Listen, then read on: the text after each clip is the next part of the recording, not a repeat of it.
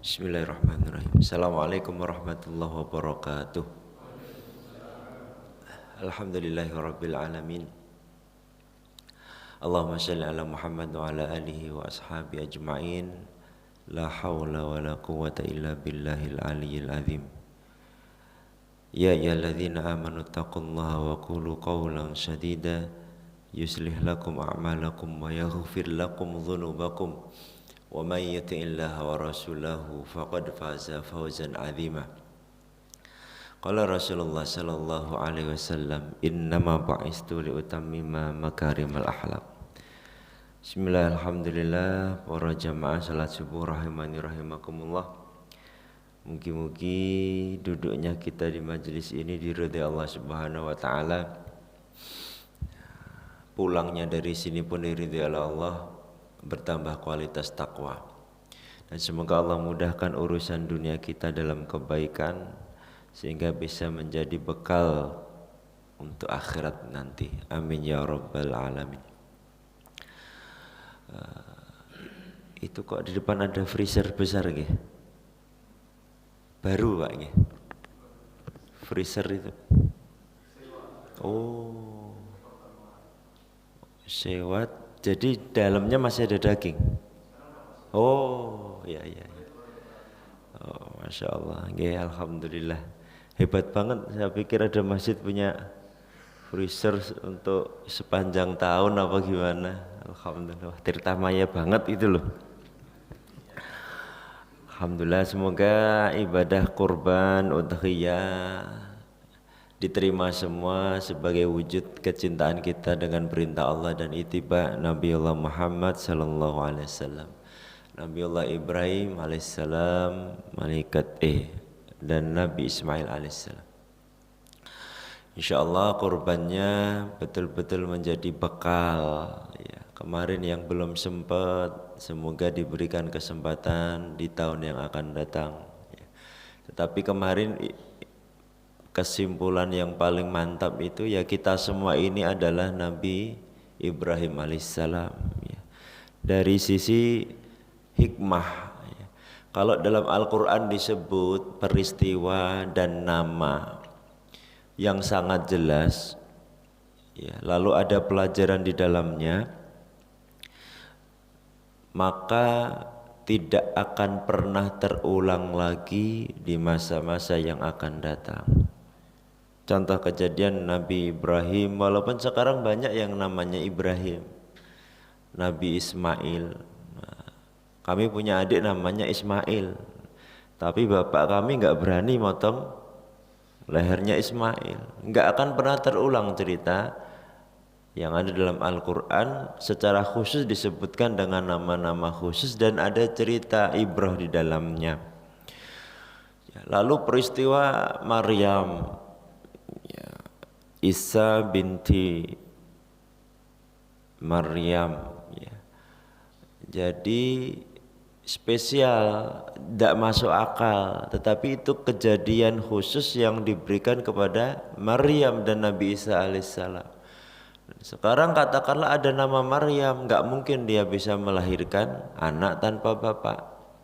Nah, sekarang banyak ditemukan ibu-ibu melahirkan anak tanpa diketahui siapa bapaknya, itu lumrah ya, akhir zaman. Tapi kalau spesial momennya Nabi Isa yang dilahirkan dari rahim Maryam tanpa disentuh seorang lelaki, spesial, nggak akan terulang. Contoh lagi, Nabi Musa alaihissalam punya tongkat, bahkan sekarang ada yang membuat replika tongkatnya di museum. Dipegang siapapun yang katanya punya karomah, sudah nggak akan terjadi lagi yang namanya membelah lautan. Nah, terus ada yang etak-etak pakai tongkat Nabi Musa lempar jadi ular, nggak akan pernah terjadi lagi. Tetapi pelajaran-pelajaran yang tidak tersebut nama secara jelas untuk memberi peringatan kepada kita, azab dan seterusnya, itu menjadi sebuah peringatan yang nanti akan terulang terus menerus. Kita ambil contoh umatnya Nabi Lut ya, yang terkenal dengan homonya. Tidak disebut nama-nama khusus di situ. Ya, tetapi menjadi peringatan bahwasanya itu nanti akan berulang. Nah, dan benar sekarang muncul. Ya. 2 kali kemarin kami mencoba mediasi. Yang satu karena dokter dan punya apa namanya ya, selingkuhan. Kita sudah pernah kalau ceritakan ya pas musim LGBT itu. Ya, ada dokter spesialis yang ikut pengajian di Masjid Raya Fatimah, terus ketika selesai menyampiri, Mas Ustadz kita mau konsul, ya monggo bebas. Nah, hari apa setelah itu sowan ke kantor, cerita bahwasanya dia sudah berkeluarga 15 tahun, sudah punya anak SD kelas 6, lalu punya anak SD kelas 1, lalu punya anak baby. Saat itu sudah punya 3 anak. Bahwasanya mau taubat. Bagaimana taubat? Saya kenapa? Saya punya selingkuhan gitu. Oh ya Allah. Nah, terus kami dikasih tahu ini foto keluarganya. Masya Allah, keluarganya juga dokter, istrinya cantik Pak. Duh, secantik ini masih bisa selingkuh. Normal enggak Pak? Normal itu. Fitrahnya bapak-bapak ini ya. Kalau melihat yang cantik ya kita harus banyak bentengi diri. Ya pokoknya bismillah taubatan nasuha, jangan diulang gini-gini. Besoknya datang Pak. Saya ingin taubat beneran Ustaz. Loh, gini enggak apa-apa. Nah, karena yang dibawa itu anak muda Pak. Anak muda, gagah, ganteng gitu. Ya mikir saya saat itu ini saudaranya, apa yang buat jadi saksi, apa gimana. Beliau ceritakan ini mahasiswa saya gitu. Ya sudah koas. Oh ya. Dan ini selingkuhan saya. Kan marahin nganyel kita Pak. Astagfirullah. Dan itu terjadi, terulang lagi.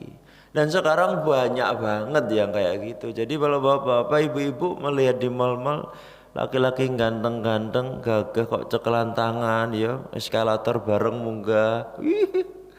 Apa pernah bapak cekelan tangan karo adik lanang Pak? Tidak pernah.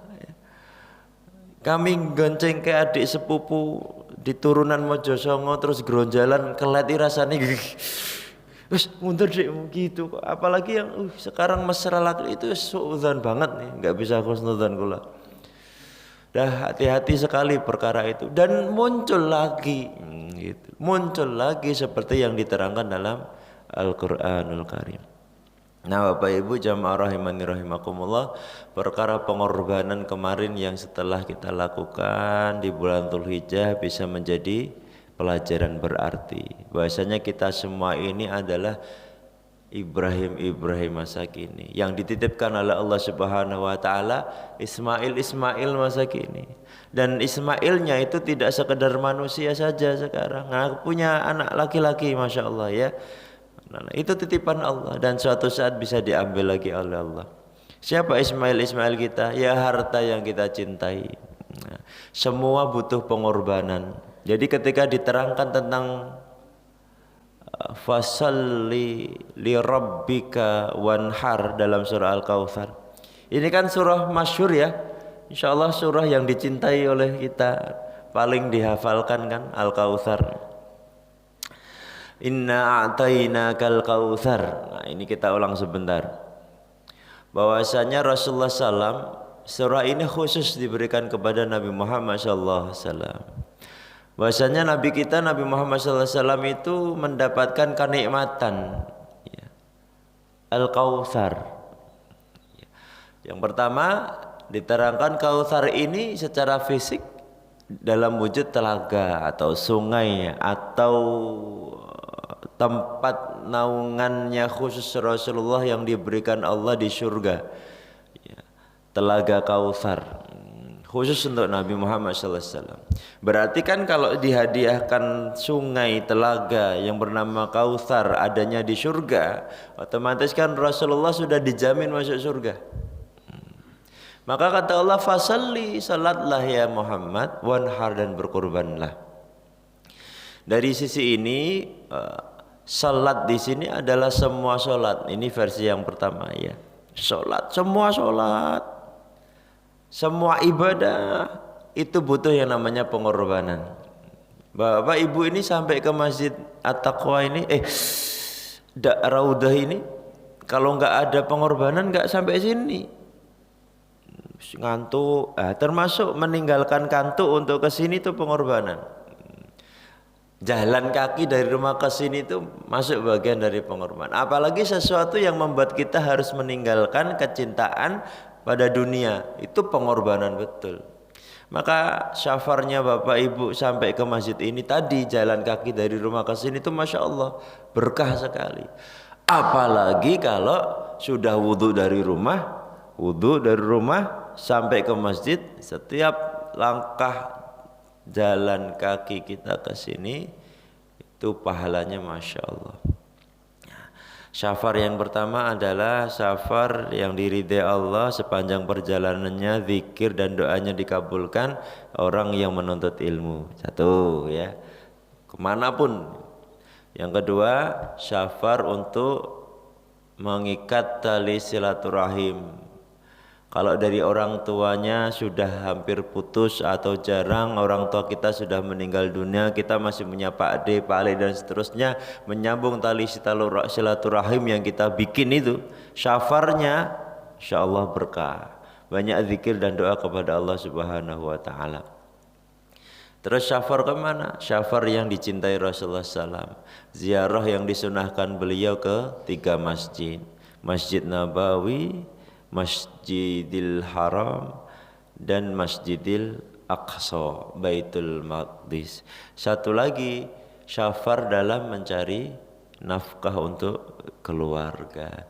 Jadi bapak-bapak ini kalau keluar rumah ya, jangan serta-merta, Bu, mangkat saya Bu, enggak.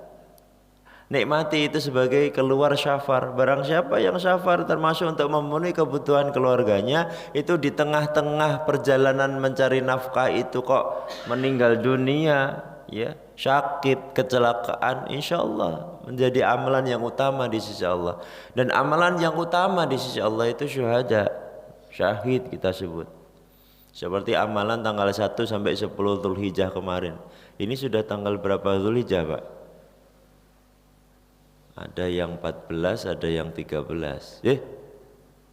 Iya kan? 15 dan 14. Jadi jangan disia-siakan keluar rumah mencari nafkah. Bu, mangkat saya Bu. Enggak. Kalau istrinya masih di kamar mandi, kita wis meh rampung dan kita tidak uzur terlambat, ditunggu dulu istrinya, Pak. Ya Pak Umar ya. Ribut. Istrinya baru mandi jebur-jebur, kita masih 30 menit nih. Ya ditunggu. Istri keluar, kecup keningnya. Bu, berangkat dulu ya. Wah, Masya Allah. Lalu istri-istri itu fi amanillah Bapak, semoga perjalanannya lancar, diberi keamanan, lindungan oleh Allah Subhanahu. Keren banget itu. Keluar rumah bismillahirrahmanirrahim, Masya Allah. Ada anak-anak siapapun di rumah, sampiri untuk dipamiti. Itu seakan-akan mau pergi, tidak akan pernah kembali itu loh Pak. Ya, saya Bu ya, hati-hati. Ketemu, kecup, minta izin, istri mendoakan. Anak-anak juga, ya, Assalamualaikum, Dek, Kak, yuk ayah berangkat dulu. Itu keren banget. Lalu ambil perkara-perkara sunnah di setiap perjalanan. Ittiba Rasul itu penting, tapi tidak semua bisa kita lakukan di zaman sekarang. Kan begitu ya Pak ya? Ya coba nih Bapak kalau mau berangkat nafkah naik apa Pak kendaraannya? Katakanlah yang naik mobil, naik NMAX ya Pak ya. Rasulullah kendaraannya apa? Kuda. Kalau pingin sunnah terus tuku kuda sih ya biar mangkat kerja gagah nih ya. Lalu kaki kanan Rasulullah naik bismillah. Rasulullah bilang bismillah tawakkaltu saat di kendaraan atau saat mau berangkat? Nah, saat mau berangkat tuh bismillah tawakkaltu 'ala Allah la haula wala quwata illa billah. Saat sudah di kendaraan doanya beda lagi.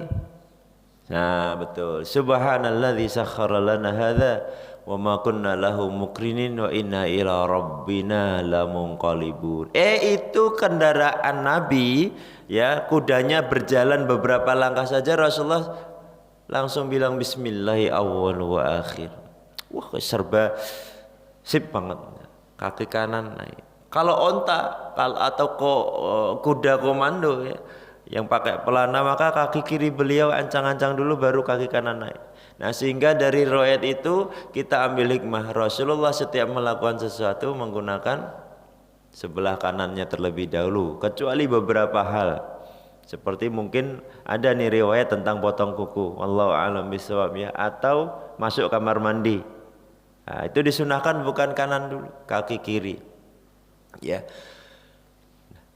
Lah, lalu bapak-bapak ikut itibak Nabi, naiknya Nmax, Xmax, Supra semua, tetap kan pakai kaki kanan toh Pak. Nah, diusahakan, oh bismillah, wah ini sunnah nih, yes, kayak kan. Lah kalau wancine bapak naik mobil, supirannya kanan loh Pak. Nah, terus mau kita paksakan masuk kaki kanan dulu, muteri supir, ya, jengking sik toh Pak, terus baru, wah, kan susah Pak.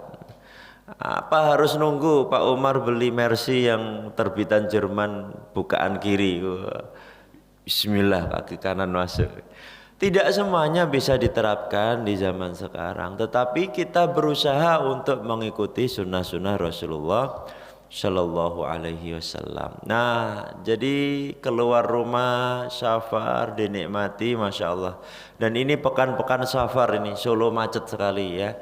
Banyak hati-hati kalau perjalanan wisata, dijaga betul nikmat safarnya, termasuk mendahulukan kecintaan kita kepada Allah, khususnya pelaksanaan sholat. Walaupun sholatnya itu diperbolehkan secara syariat, muncul rusyah kalau sudah masuk kategori safar, dijamak, diqadha, diqashar, itu tetap pakai motivasi untuk mendahulukan sesuatu yang berkaitan dengan perintah Allah Subhanahu wa taala. Iya, ada rusuhnya, tapi jangan disepelekan. Kadang-kala ketika wisata kita nyepelekannya itu kebangetan. Duhur, asar kan bisa dijamak. Tapi jamaknya kok ya mepet maghrib gitu loh. Nah, itu padahal di antara duhur dan asar itu bisa melakukan sholatnya. Tapi gandeng enaknya perjalanan yang gembira luka muter-muter engko kan iso. Engko iso ini boleh rusak, boleh memang.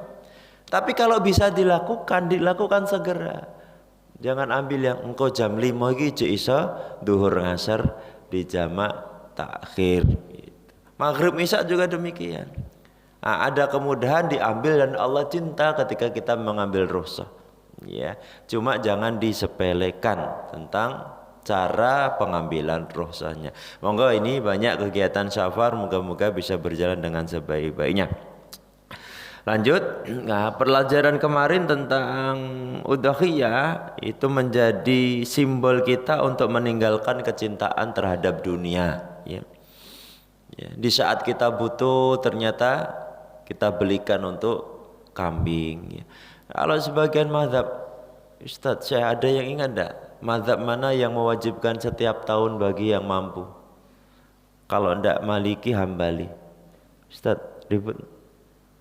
Jadi hukumnya udhiyah itu Pak, di antara dua mazhab ini, Maliki dan Hambali, salah satunya mewajibkan setiap tahun harus menyembelih hewan kurban di saat dia mampu. Tapi yang satu itu mewajibkan seumur hidup satu kali. Penak banget. Ambil yang ini aja nih. Yang penting sudah sekali seumur hidup. Tapi kalau dilihat dari hukumnya, Rasulullah mengatakan menyembelih hewan kurban ini wajib bagiku, kata Rasulullah. Tetapi sunnah bagi kalian, sunnah muakkadah, sunnah yang ditekankan untuk dilakukan. Jadi yang mampu, bagi yang mampu itu bukan secara finansial Bapak. Kalau secara finansial buktinya sekarang yang punya uang 200 juta juga nggak bisa berangkat haji. Leres ya Pak Ribut. Jadi bulan kemarin kami langsung bikin forum bersama para asatidzah tentang bagaimana kita syiar untuk ziarah ke Haramain Baitullah. Jadi teman-teman pelayan umroh itu kempal bagaimana kita untuk menyampaikan kepada masyarakat tentang keutamaan-keutamaan yang disebut mampu berangkat ke Baitullah itu yang bagaimana. Kenyataannya benar ya, kita itu yang sudah daftar dengan cicilan di awal itu bisa jadi zalim kepada sahabat-sahabat kita yang lain. Ini kemarin kami menyampaikan walimatul urus untuk 3 orang, 3 keluarga yang seharusnya berangkat tahun 2027, yang satu berangkat tahun 2030, yang satu tahun depan. Ya, yang satu tahun depan dan berangkatnya tahun ini semua. Karena apa? Dihubungi dari panitia haji. Wallahu alam apakah dari Kemenak atau dari bironya itu mengatakan, "Pak, mau berangkat yang tahun ini enggak?" Itu sudah masuk bulan Juni padahal. Mepet banget untuk persiapan. Bisa mau enggak berangkat? Oh bisa. Bisa melunasi? Oh bisa berangkat. Qadarullah yang kami ikut hantarkan itu dokter spesialis anestesi, Dokter Purwoko dan keluarga. Wah enak ditelepon ya langsung bayar no Pak, gas. Tapi yang ditelepon yang nabung dulu sehari-hari ya uang gaji untuk ditelepon sama panitia. Berangkat tahun ini mau Bu. Hah? Tahun ini tuh bulan depan. Iya. Tapi harus lunas. Wah, nggak iso bayar lunas nih mepet-mepet gini. Jual tanah ya radang payu-payu. Akhirnya nanti ikutnya ke pinjaman-pinjaman cepet itu.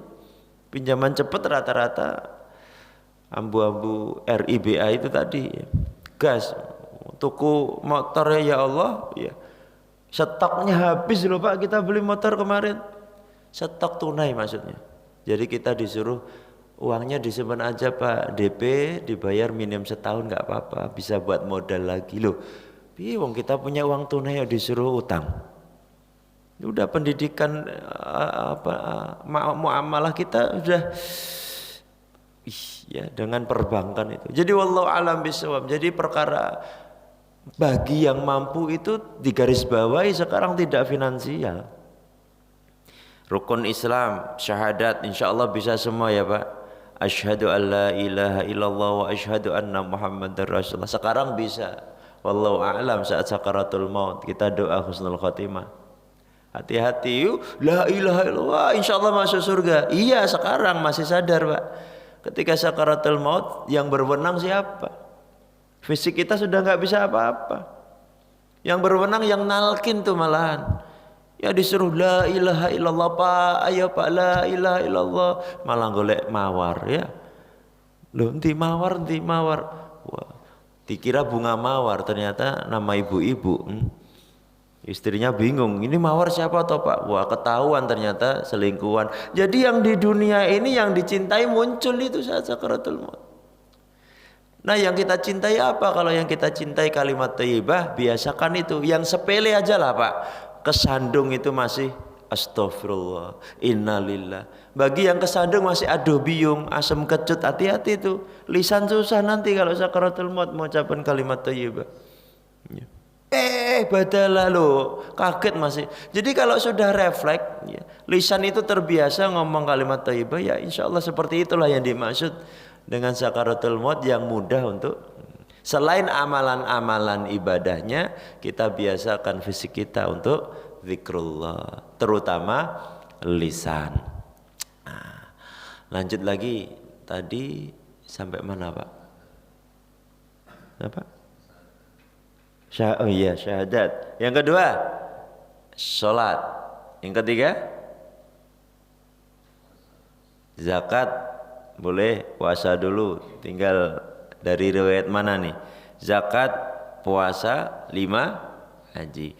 Dari 1, 2, 3, 4, 5, 1 kita hilangkan nih yang nomor 1. Ingat ini arkanul Islam, disebut rukun. Rukun ya Pak ya. Kalau bahasanya rukun itu secara akal, rukun itu sesuatu yang harus dilakukan atau tidak. Rukunnya sholat nih, ada salah satu Al-Fatihah. Oke, Al-Fatihah nggak dibaca, ya ketika sholat sendiri nih, sholat sunnah atau sholat Al-Fatihah kita nggak baca, sah nggak sholatnya Pak? Nggak. Walaupun ada uzur-uzur syar'i nanti.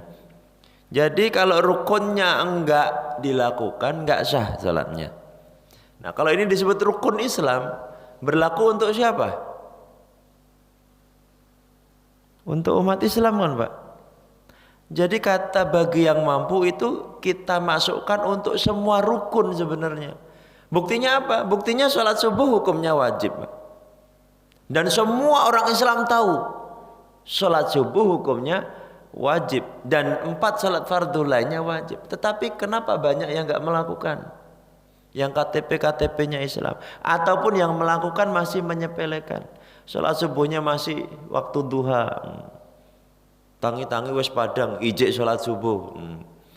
Duhurnya menjelang asar. Kan masih tepat waktu. Yo, yes terserah ya. Tapi kenapa masih banyak yang melalaikan perkara yang jelas-jelas mutlak loh Pak, wajib. Sehingga bagi yang mampu sebenarnya ya cocok untuk sholat. Puasa yang wajib apa? Puasa Ramadan. Lalu puasa qadha Ramadan. Lalu puasa nazar, ya. Zakat yang wajib, zakat fitrah, zakat mal yang sudah memenuhi nisab. Lalu ada haji. Wajibkan diri kita untuk melaksanakan itu. Dan ingat Bapak Ibu, tidak urusan finansial lagi. Ini ada 3 cerita Pak. Satu Ustadz siapa Suset ya, doktor S3 loh Pak. Dia punya salah satu perusahaan kontraktor dan itu loh tanaman-tanaman hibrid di Tawangmangu, punya perkebunan untuk nek jagung kudune 3 sasi iki sesasi piye wis bisa panen. Nah, penelitian-penelitian di situ ya.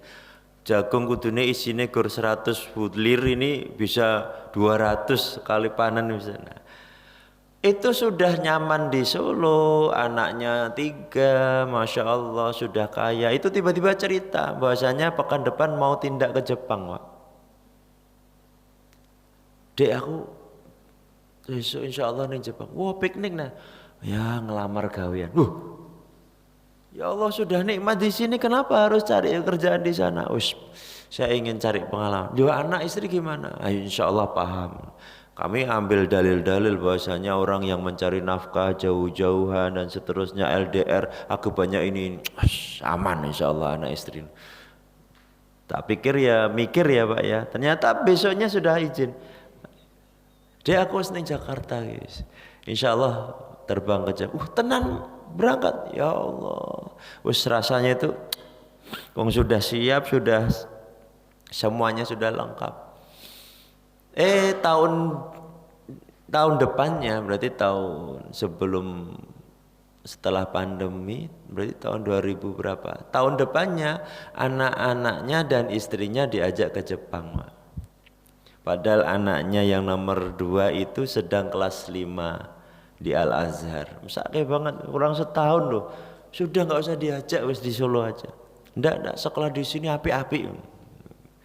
Dah berangkat ke Jepang semua. Selang berapa bulan kami dikabari ini sebelum bulan Juni bahwasanya alhamdulillah tahun ini berangkat haji.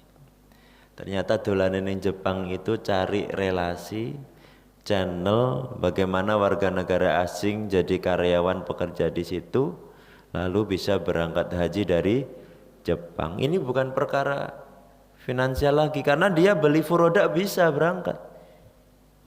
300 berapa kemarinnya? 375 juta berangkat. Tapi masih deg-degan sampai pekan-pekan terakhir kloter berangkat dari Indonesia. Visanya nunggu harus keluar atau tidak. Bisa secara finansial beli 300 juta, tapi ada sesuatu yang ingin ternyata berangkat lewat negara lain bisa. Jadi perkara motivasi, niat sama kecintaan untuk hadir ke sana. Yang naik NMAX dengan anaknya, ada tak Pak ceritanya tuh? Ya, naik NMAX sampai ke Arab. Pulangnya naik VIP Garuda. NMAX-nya dibayar sama duta besar. Yang naik sepeda ontel ada? Ada. Terus ini ada katanya yang jalan kaki, tapi sampai kapan ya? Wallahu alam. Ya. Tapi ternyata tidak hanya gara-gara finansial. Termasuk salah satu mahasiswa sarjana UMS itu, backpacker, ngitung-ngitung sendiri, datang ke biro, terus ngitung, oh tiket Solo Jakarta Jeddah ternyata 12, hampir 13 juta PP pulang pergi. Setelah itu cari relasi, ya. Cari relasi dari Al-Azhar, lalu di UIM Universitas Islam Madinah, menginapnya di mana, nanti maktabnya bagaimana, lalu ketika wukuf bagaimana, cari ilmunya, berangkat sendiri. Ternyata bisa. Ya cuma tidak dipantau oleh pemerintah. Ya, urusan ada apa-apa diurus sendiri. Nah dari 4 contoh ini kan tidak finansial semua ternyata Bapak Ibu. Jadi Masya Allah tabarakallah. Kembali ke kita masing-masing. Dari pelajaran yang paling kecil Nabi Ibrahim Ismail Nabi Allah Muhammad SAW tentang berkorban, udhiyah. Fasalli li rabbika wanhar, dan pengorbanan untuk semua amalan-amalan yang dipastikan pasti ada yang kita korbankan urusan dunianya. Lalu tafsir kedua fasalli li rabbika wanhar itu kan fasallinya salat Idul Adha. Wanhar itu udhiyah, menyembelih hewan kurban. Nah, dalam surah Al-Hajj ayat 34 ya. Al-An'am, hewan yang bisa dikorbankan adalah hewan ternak, dan hewan ternak kemarin insyaallah sudah fasih semua nih. Sapi, yang dekat dengan sapi kerbau, onta, lalu kambing yang paling dekat domba, gibas dan seterusnya. Selain itu tidak syah untuk hewan kurban. Nah itu pengorbanan juga. Bagaimana seorang yang mengumpulkan uang dari bulan ke bulan sampai genap berapa juta untuk beli kambing, padahal hidupnya dalam keadaan tidak mampu kalau dilihat orang lain. Jadi ibadah-ibadah seperti itu dikembalikan kepada kita seperti semangat para sahabat ketika melihat nabinya itu sholat lail, lalu kok nggak pernah berhenti sholat lailnya sampai mendengarkan cerita dari Abu Bakar dari Aisyah radhiyallahu anha, anak beliau, yang menceritakan bagaimana kalau Rasulullah sholat lail itu sampai bengkak. Kenapa ya Rasulullah, padahal engkau sudah dijamin surga, terbebas dari dosa. Rasulullah menjawab dengan kalimat yang bijaksana, ya Aisyah, apakah aku tidak pantas untuk berterima kasih kepada Rabbku Allah Azza wa Jalla. Jadi sekedar mengucapkan rasa syukur, mewujudkan rasa syukur kepada Allah, beliau melakukan itu dan tidak pernah ditinggalkan. Melihat kisah itu maka para sahabat mewajibkan perkara-perkara sunnah bagi mereka. Jadi ini motivasi. Seandainya ada orang tanya kepada bapak nih, Pak, hukumnya sholat duha apa sih? Wajib, nggak boleh kalau itu untuk syiar. Tapi untuk memotivasi diri, bismillah saya pokoknya harus bisa sholat duha terus setiap hari. Mewajibkan, itu motivasi. Lalu perkara-perkara tadi, pengorbanan-pengorbanan, monggo ambil hikmah di situ, mewajibkan diri kita untuk mampu melaksanakan perintah Allah dan menjauhi larangan Allah Subhanahu wa ta'ala.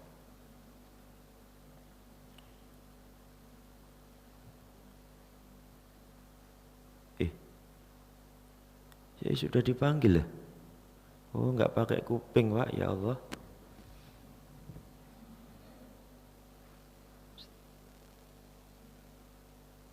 Ustaz Arifin Badr, berarti saya dilewati satu. Aduh.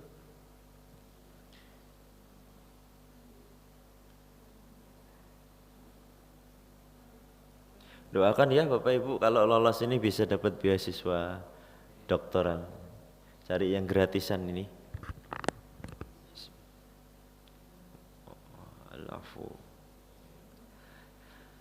Bismillahirrahmanirrahim. Mungkin cukup sekian. Sudah syuruk dereng Pak? Sudah nggih? Kurang 5 menit. Oh, masih lama? Ya udah, bismillah kita lanjutkan sebentar. Fashalli li rabbika wanhar, perkara pengorbanan yang bisa menjadi ittiba umat beliau. Jadi apa itu yang disebut wanhar? Mengorbankan, menyembelih hewan kurban. seperti yang diajarkan oleh Nabiullah Ibrahim alaihissalam.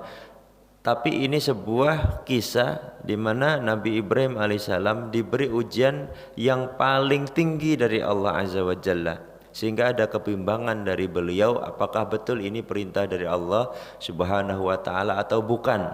Sehingga setelah mantap disampaikan kepada putranya Ismail alaihissalam, dan ternyata kedua nabi ini ikhlas untuk menerima dan melaksanakan perintah Allah Subhanahu wa taala.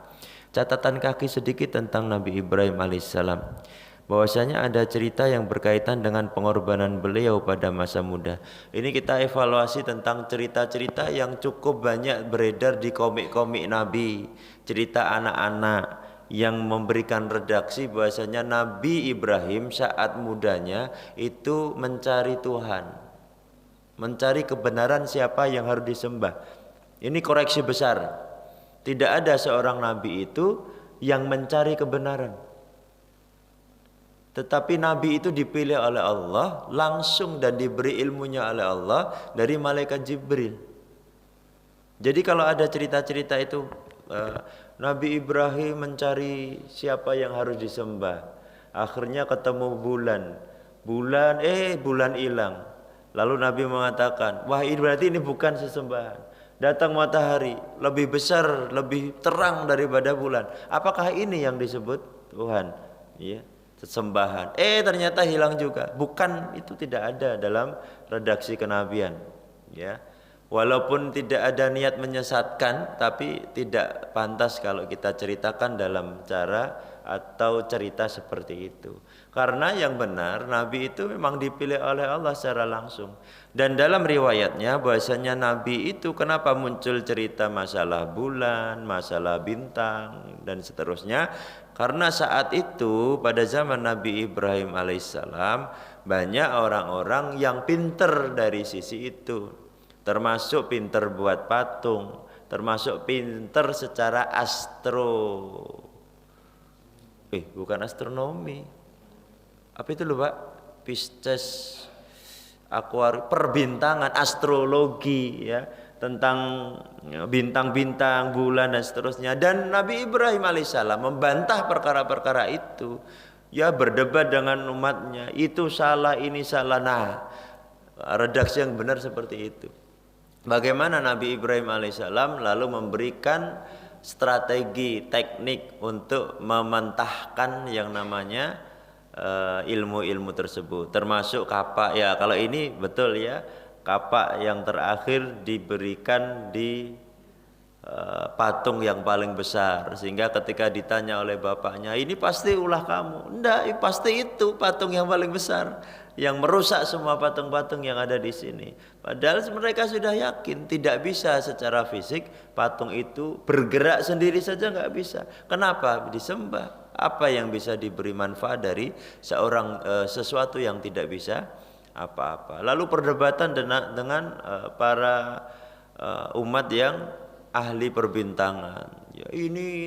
Nah, didebat oleh Nabi Ibrahim alaihissalam. Bahasanya itu ciptaan Allah Subhanahu wa taala yang patut dan kita sembah. Nah, setelah itulah muncul yang namanya millata Ibrahim, terus sampai turunnya kitab Taurat, Injil, ya, semuanya tetap dalam kaidah ketauhidan. Tetapi penyebutan nama Islam, ya, salama, terus dalam surah Al-Maidah, al-yauma akmaltu lakum dinakum wa atmamtu alaikum ni'mati wa raditu lakumul Islama dina. Itu pada zaman Nabi Muhammad sallallahu alaihi wasallam. Sehingga ini termasuk catatan yang pertama. Catatan yang kedua tentang agama Nabi yang sering ditanyakan. Lalu agama apa yang dianut Nabiullah Muhammad sallallahu alaihi wasallam sebelum diangkat menjadi nabi dan rasul? Di catatan kami pengajian Raudhah itu sampai kepada Khadijatul Kubra, menikah bersama Rasulullah. Dan poin yang belum disampaikan, selama bersama Khadijah sampai diangkat menjadi nabi dan rasul, apa yang terjadi? Nah, ini belum kita sampaikan ya, apa yang terjadi selama itu. Lalu agama apa yang dianut oleh mereka berdua? Ini pertanyaan yang sering ditanyakan oleh orang-orang liberal, termasuk di dalamnya orang-orang Islam. yang pakai akal saja, tidak menerima taklid kebenaran dari Al-Quran dan Sunnah, hadis-hadis yang sahih. Millata Ibrahim, ajarannya Nabi Ibrahim alaihissalam, dan ajaran Nabi Ibrahim alaihissalam adalah ketauhidan, ya. Seperti yang disampaikan oleh pendeta Bukhara, ya, mereka menganut pada kitab Taurat, dan disebutkan dalam kitab Taurat ciri-ciri pada Nabi Muhammad SAW. Penutup para nabi muncul dari Jazirah Arab dan dari arah barat. Nah, sehingga apa yang dianut oleh Nabiullah Muhammad SAW termasuk perkara uzlah, menyendiri dan seterusnya, itu adalah ajaran dari Nabi Ibrahim alaihissalam. Dan yang dipilih sebagai istri pertama dan terakhir selama Khadijah hidup, Khadijatul Kubra, itu juga dari nasab generasi orang-orang yang memegang teguh millata Ibrahim. Termasuk sebagian riwayat mengatakan Waraqah, ya. Waraqah itu sepupunya atau pamannya. Ada dua riwayat yang berbeda. Itu juga memegang teguh millata Ibrahim.